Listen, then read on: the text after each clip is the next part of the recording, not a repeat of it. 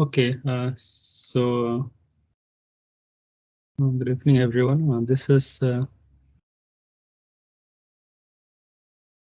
8th tutorial session on NPTEL course on continuum computational quantum mechanics, and I'm Jia Krishnan Senavtar, a PhD scholar at the Indian Institute of Science.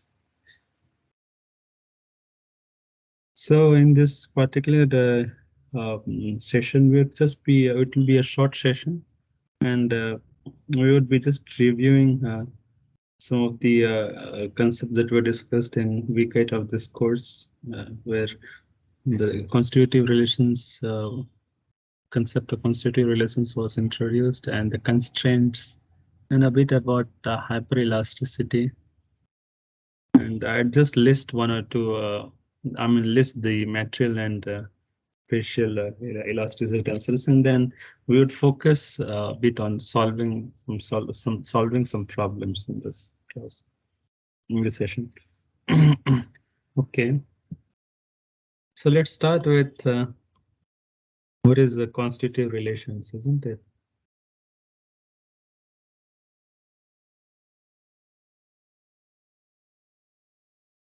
The constitutive relations are essentially laws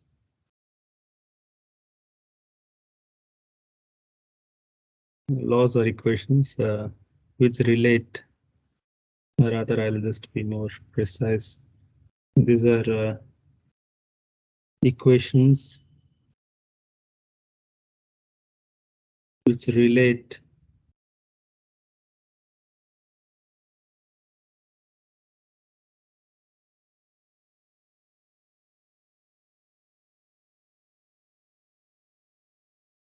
in this context here, which relate stresses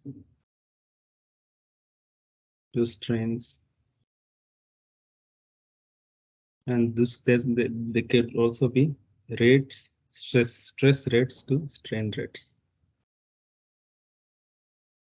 So essentially, this is the basic idea of what a constitutive relation is, isn't it? I would ask, why do we need constitutive relation? The reason is when we take a look at the balance laws, balance laws, isn't it? Say we have rho dot plus rho divergence of v vector is equal to 0, and divergence of sigma plus b vector is equal to rho a vector.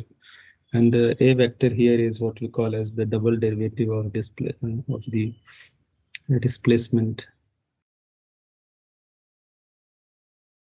Okay, and the divergence of sigma is, the sigma is the second order tensor. It's also called the Cauchy-Stress tensor here, and B is our body force. So what we see here is that okay, B is an input to the system in the sense that okay, we know it from the definition. From how we define the vector body force field, isn't it? And however, there is this term, isn't it, which is essentially a reaction force, isn't it? Stresses are nothing but reaction to the external tractions and or moments that we apply. However, what we see is we need to have some that in this equation here, our unknown happens to be x vector, isn't it? X vector is our displacement vector. So the displacement field actually describes the deformation of a system. So what we see is sigma should also be related to the displacement field for this equation to be meaningful. So that's the reason is that there is where we require what we call a the second what we call the constitutive relation, isn't it? So here is where we require constitutive relation to close this equation. Close in the sense that we constitutive relation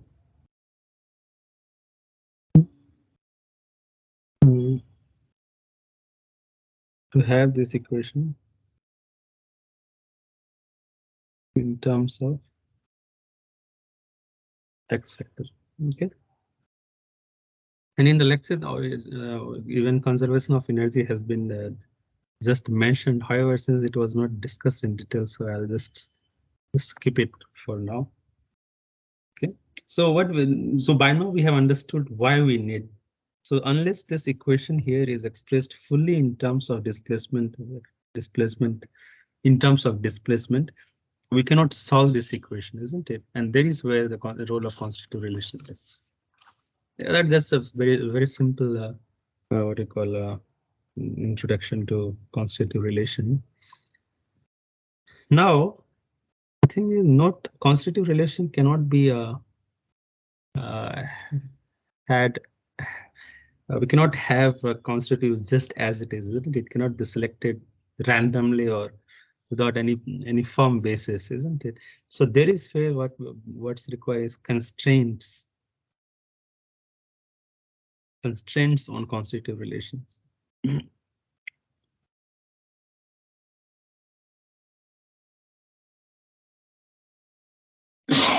So, so the thing is, we need constitutive relations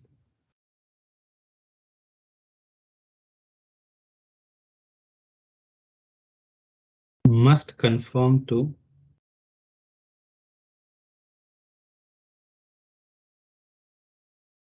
certain or to certain constraints. Okay, certain constraints imposed on them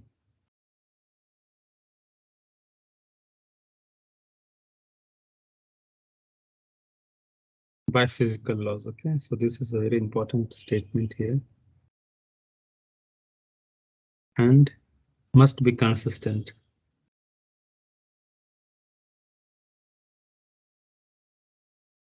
with the structure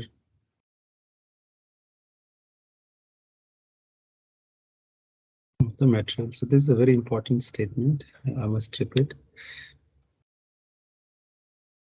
So what happens is these constraints, okay, these constraints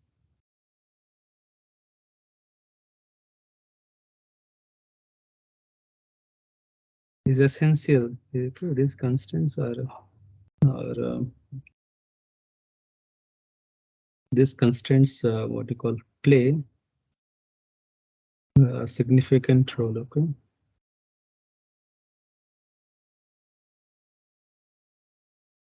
in reducing the set of. The thing is, we can have a what do you call an innumerable constitutive relations for a particular scenario. However, it's only if we can only have constitutive relation in certain forms. Okay, and it's the constraints which help in determining the determining the or limiting the choice that we have for the constitutive relations, reducing the choice list. That's what I can write here. Choice list of possible forms of constitutive relations.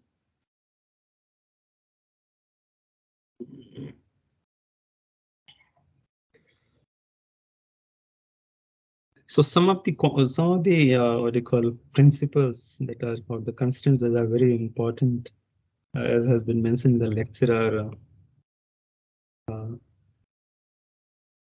some of the important fundamental principles are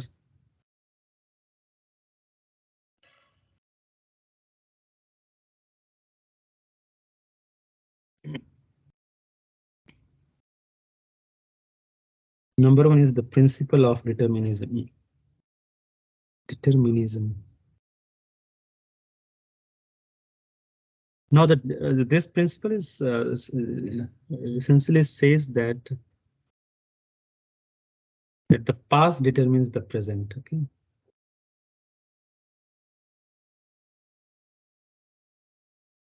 This is in a nutshell. This is the idea. Past determines the present.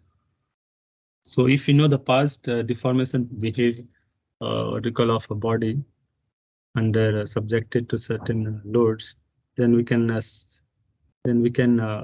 predict the present as well.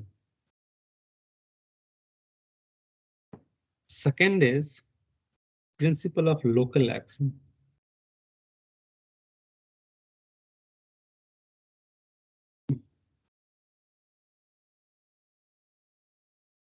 Principle of local action says that the material response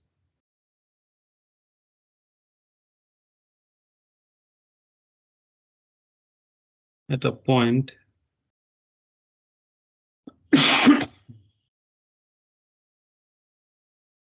depends only on the conditions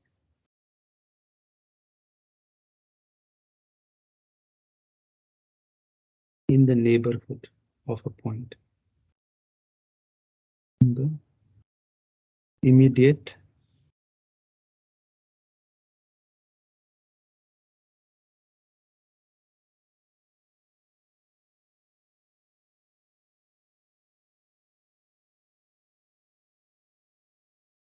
of a point actually.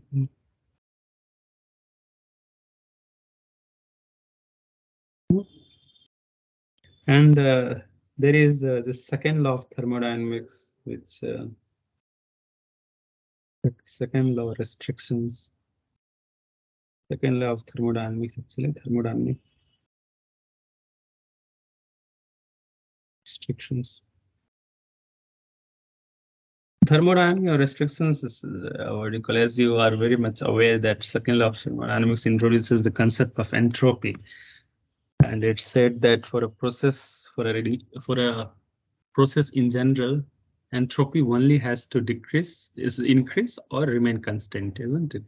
So, and if the process happens to be reversible, then the entropy change is zero, implying that the entropy remained constant throughout the process. And if it happens to be irreversible, which is in general the case, then the entropy will keep on increasing. So the thing is, the constitutive relation has to satisfy this particular relation, that has to satisfy this entropy condition. That's what is the constraint that we have from this particular principle. Okay. And then we also have the principle of material objectivity, or the principle of material invariance.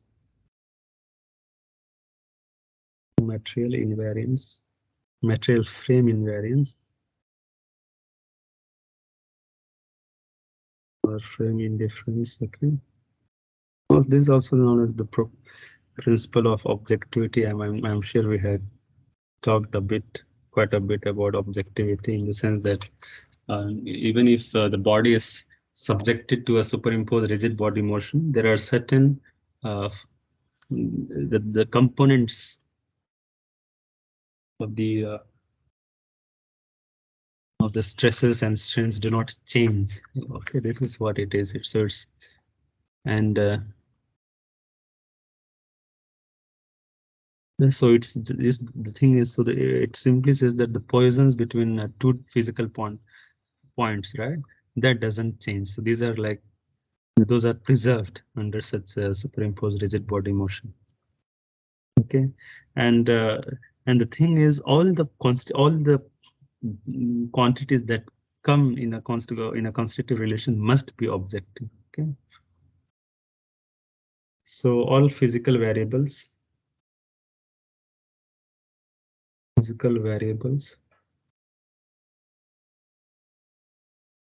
uh, for which constitutive model is constitutive relation is required, must be objective. Okay.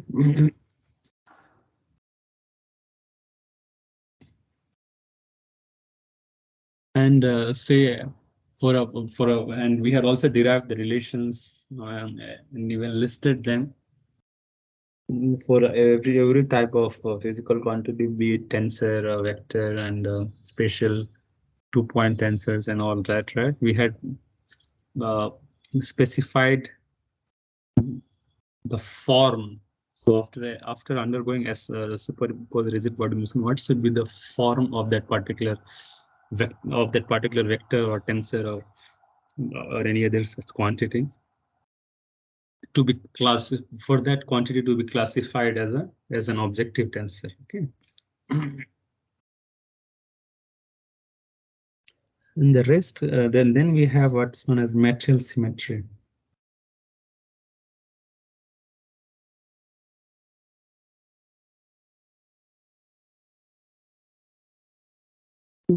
So material symmetry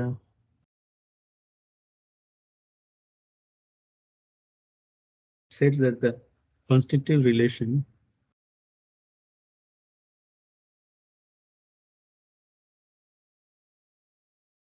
must respect any symmetry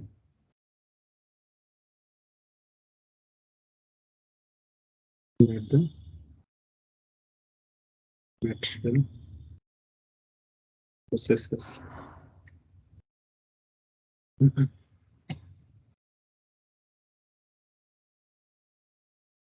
And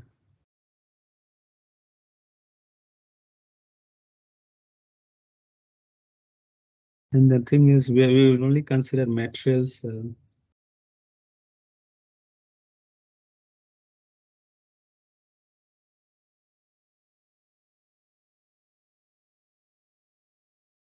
without memory and without aging.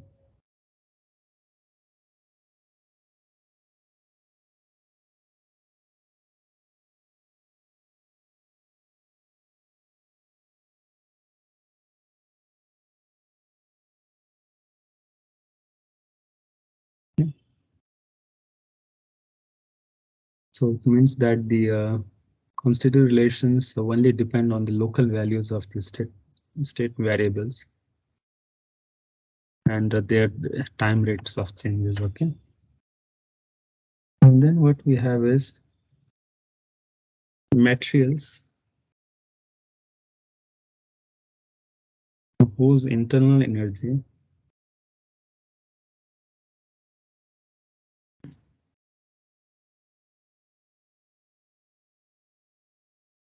depends solely on entropy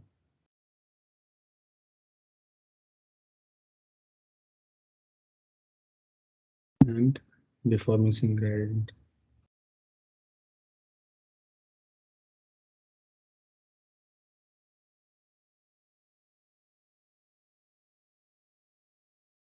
Fine.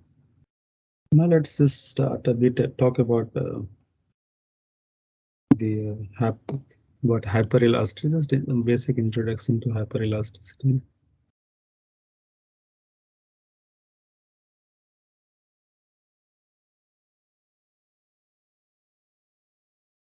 Fine. Okay.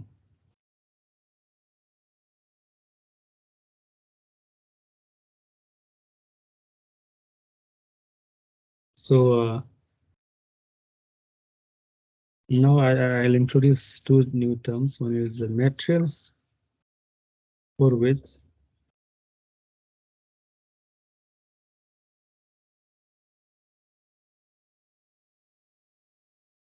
constitutive behavior or the constitutive behavior is only a function of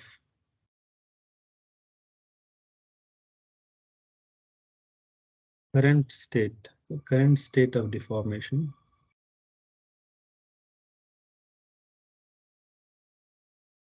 It's called simple material.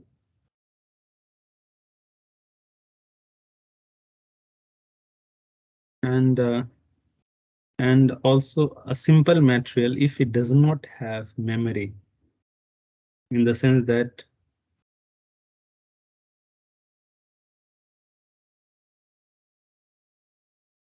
without memory, that it's called a simple elastic material.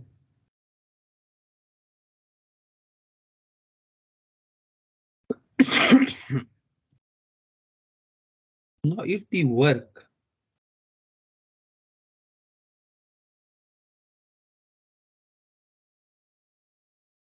done by stresses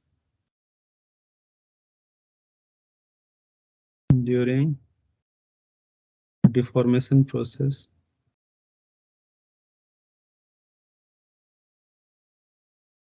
is dependent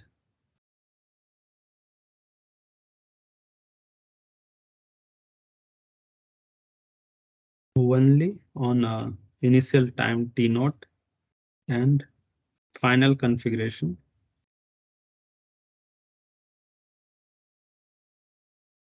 at time t, then the behavior,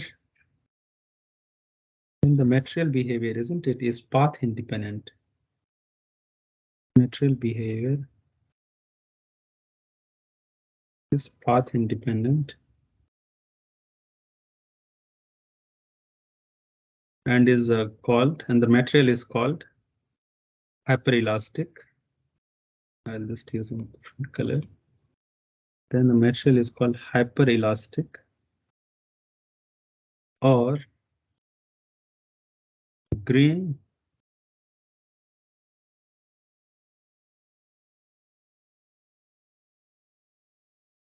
elastic material. Okay. And then we could define something known as a store energy function. Store energy function.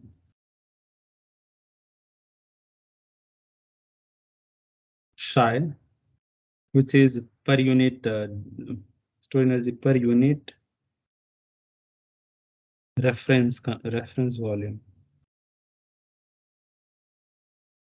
And psi is a function of f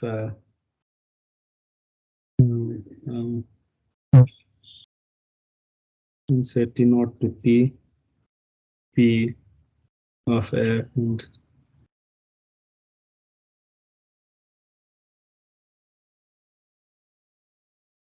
okay, and this double contracted with f dot dt. And then we can have something known as a psi dot is equal to p double contracted with f dot. So this is what is and then based on this we are able to have a relation such as p is equal to partial psi by partial f. Okay. And likewise, as we had, and now we'd just be mentioning about some of the okay, and then we will also have the relation. P was the first polar Kirchhoff tensor, and can also have a relation for S, which is the second polar Kirchhoff, as 2 partial psi by partial C is equal to partial psi by partial P. Okay. And then we have this material or we have this material elasticity tensor, which is defined as a C, which is a fourth order tensor. This is defined as 2 partial S by partial C, and this is the same as 2. Not it's just partial S by partial E. Okay.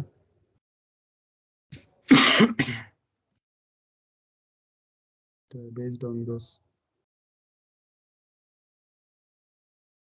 Fine. What we'll do is we'll just with regard to the spatial elasticity tensor, this happens to involve all those light derivatives and all, and which is not necessary to solve our problem that we'll be discussing right now. So what let me do is let's just go to the problem and solve it. Okay.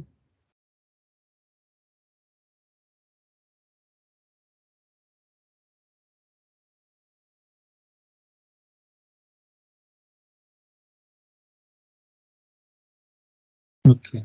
So let's discuss our.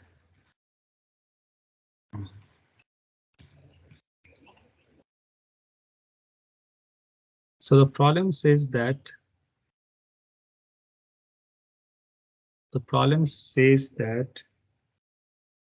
uh, we have a Saint Venant Kirchhoff.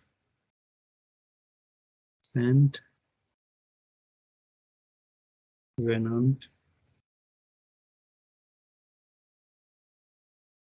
Kirchhoff material whose strain energy potential is given by J is equal to kappa by 2 ln J squared plus mu trace of E squared. And here kappa mu are material constants.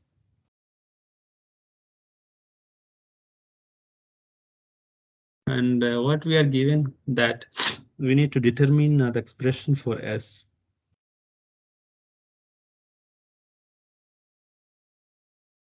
Determine we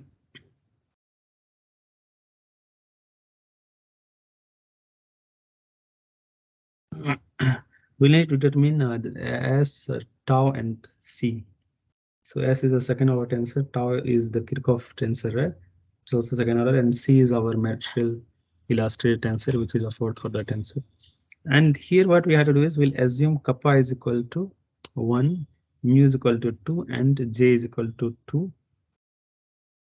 And we need to determine S, tau, and C in term in some certain form, for which we also need to derive the constants. Okay. So let's start with S. So we are given that S is of the form of A1 C to the power A2. C here is our the right Cauchy-Green tensor, and plus A3 C minus I. Okay.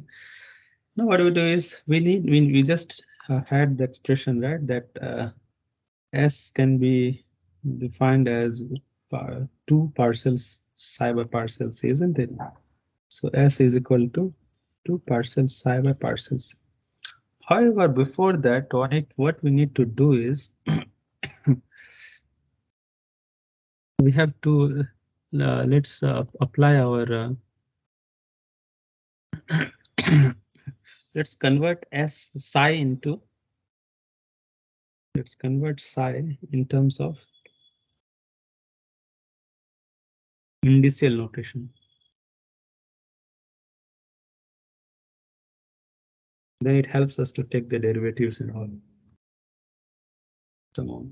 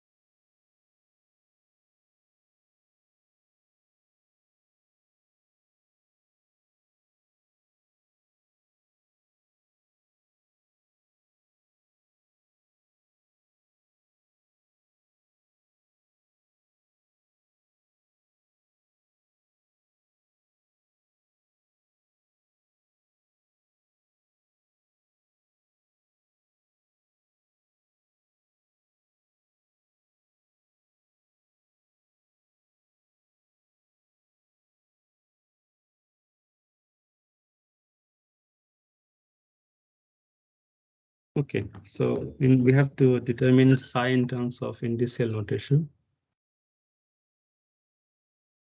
Okay, and so let me write again. So psi is equal to kappa by 2 ln j squared plus mu trace of a squared. Okay, now let's have something here as kappa by 2 ln, and here what we can have is we can write this as trace of E transpose E, isn't it? Because the thing is E transpose is the same as E, because E happens to be a symmetric tensor. Right? And this you can write as kappa by 2 ln j squared plus mu E double contracted with E. And I'm sure this is from the property of a trace, isn't it? And now this we can easily write in terms of this kappa plus mu EKL EKL. Okay. So okay. So we have already determined in psi in terms of indecision notice. Now what we do is let's have S ij component of S as partial psi by partial E ij, and this we can write it as kappa by 2 dot 2 dot ln j. This we are just using chain rule, and then 1 by j dot partial j by partial E ij. Likewise, plus, and here in this case, since we have just two, we can differentiate the first E and then the second EKL. So this will just be equivalent, and that's we can just write it as 2 mu EKL partial EKL by partial EIJ. It's 2 cancels out, so we have K ln j by j partial, and this we can write as partial.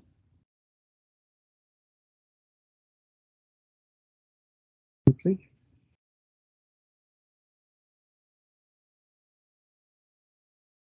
And the partial EIJ plus 2 mu EKL, and then this will be delta IK delta JL. Fine. And this is the term that we need to focus on right now.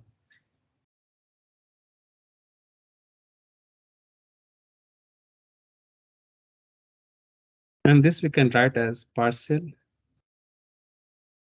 J by partial CKL dot partial CKL by partial EIJ. And then there is a for partial J by partial CK, we have a relation which is J by 2 CKL inverse. Okay, and this quantity here is, we know that E is equal to half C minus I, isn't it? And this we can have 2E is equal to C minus I. And this one will have 2E plus I is equal to C.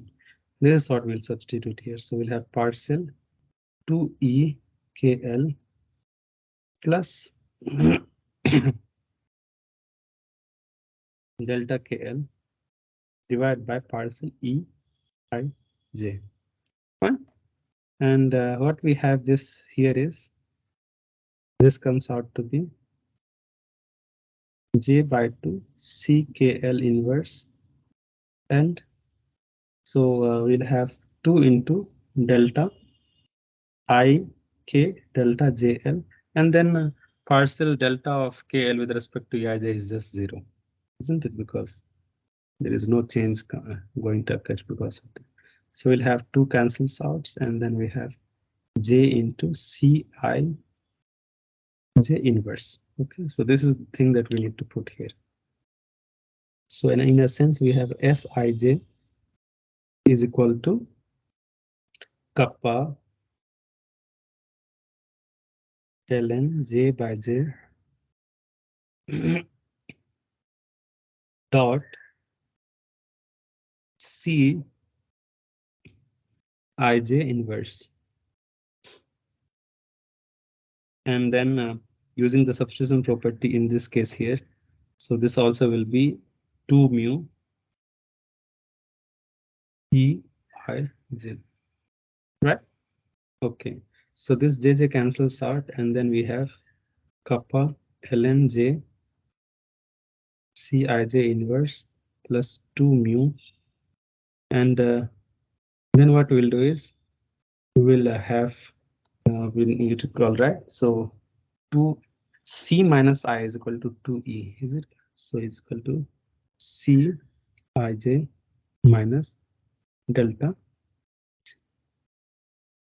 is sij, and then in vectorial notation or tensorial notation, sorry, we'll have s is equal to kappa ln j c inverse plus mu c minus I. Let's look at the form that we had proposed. So A1 is this, and A2 is the exponent here, and A3 is the coefficient, isn't it? So A1 is equal to kappa, as we had taken to be 1, and mu is 2, and j is 2, right? So it's 1 into log of 2, natural log of 2. So this is log of 2, and A1, A2 is just minus 1, and A3 is happens to be 2. Okay, so we have determined the first three. Now let's target the other, and for tau is our cost. This one is our Kirchhoff stress tensor, isn't it? And this tau is defined as P F transpose, and P, as you recall, is Fs. So we have Fs F transpose. So this means that we'll have F, and as we just determined, right? So as we determined as well, I'll just take it as A1, okay, and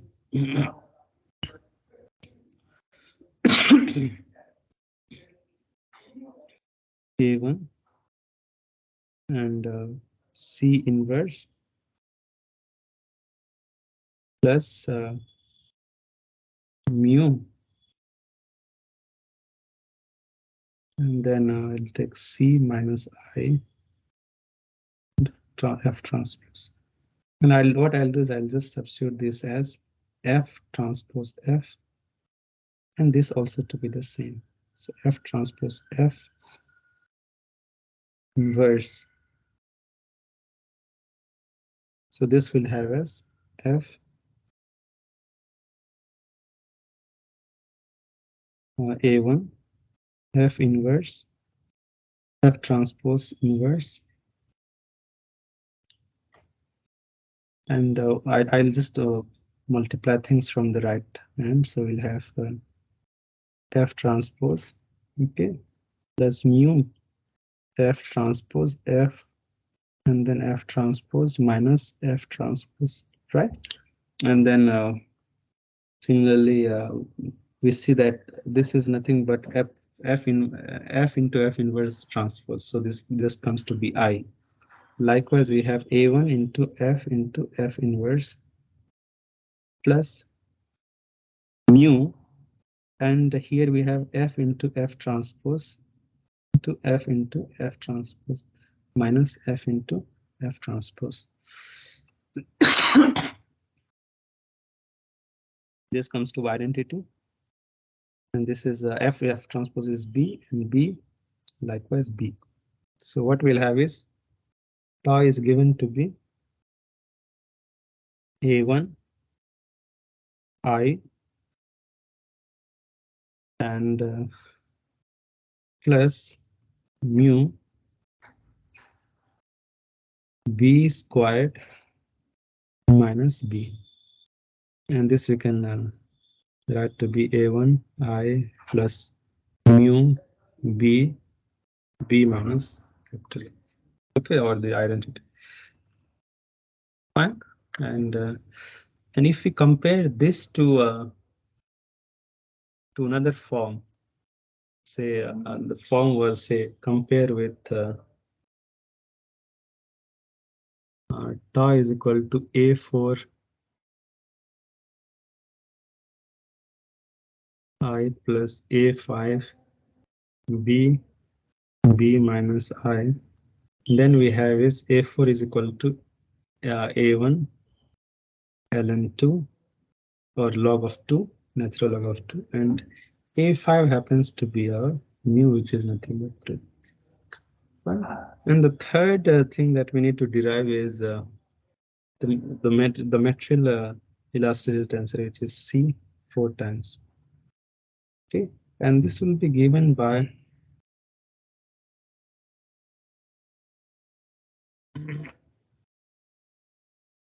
two parcel S by parcel C, right?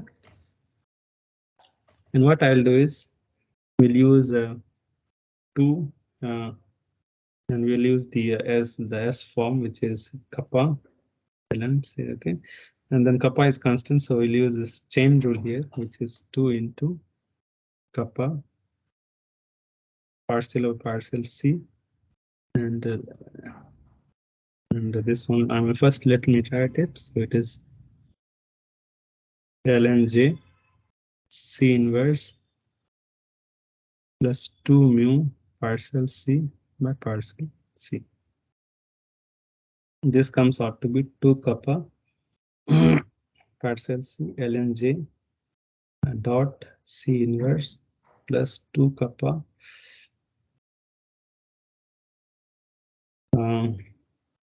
ln J partial C inverse C plus 2 mu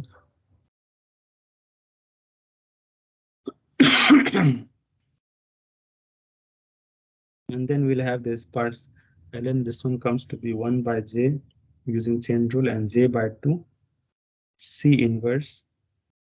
There will be this vector the recurrential product plus 2 kappa ln J partial C inverse plus 2 mu, and J cancels out, 2 cancels out, right? And then when we compare with C is equal to A6, then C is to the 7 is 7, and then plus A8, is it, and plus 2 mu plus A9, and we clearly see that A6 is equal to kappa, which is nothing but 1, isn't it? And then A8 is 2 kappa ln J, and kappa was 1, so 2 into 1 plus J was 2, right? So 2 into log of 2, and then A9 is just 2 mu, which happens to be 2 into 2 because mu is 2, so we'll have. And with this, we close our today's session. It was, as I promised, it's going to be a short session. Okay, and we would be continuing it in the next session on what is that? Which date? On 3rd October. No, not 3rd October. It's on 22nd. Sorry, 26th of this month. Okay, there will have ours at our 9th to 12th session, and yeah. So okay, let me close the session. Thanks. Yeah.